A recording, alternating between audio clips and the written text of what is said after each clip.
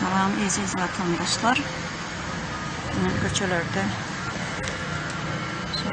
ekilip koyulan yerleri gökyüzüne istedim. Odunla. Biz olsa aloe'yi öyde ekiyoruz. Bunlar da köçede ekilip duran aloe. Sonra kaktuslara bakar mısınız?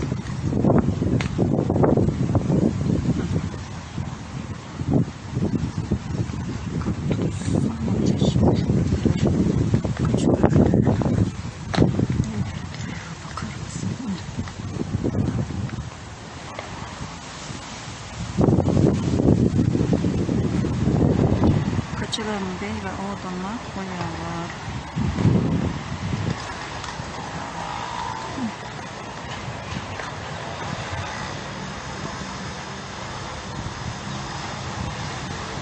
Bizim hem yurdumuzu odunla koymak gerek. Şunu alayım. Biz kaktusları yine kompüterlerin yanında koyuyor. Küçücük ettiler da köçede duruyor. Köçelenmede odunla koymayı.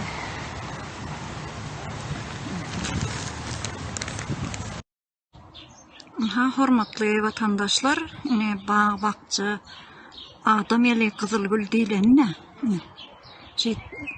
Limonlar yok orada. Limon, portakal, mandarin, banan, zeytun, hemme meyveleri bular ekýärler ine. Adam eli Kızılgül. Aşağına da yaban yorunca diýeni. Bular özleri ekýärler şun.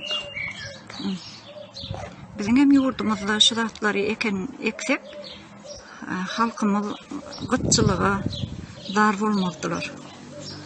Gelin edilir vatandaşlar, şıratları edelim yurdumuzda. Özümüz ekelim.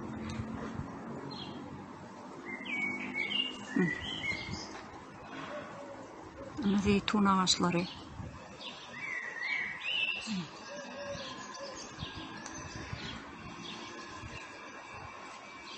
Adam edenini adam eder. Ekinçilik, bağ, bakçı hem zat etmeli adam. İnsanların gowy durmuşy üçin, eşretli durmuşda yaşamak üçin şu zatlar hükmani edileýmeli.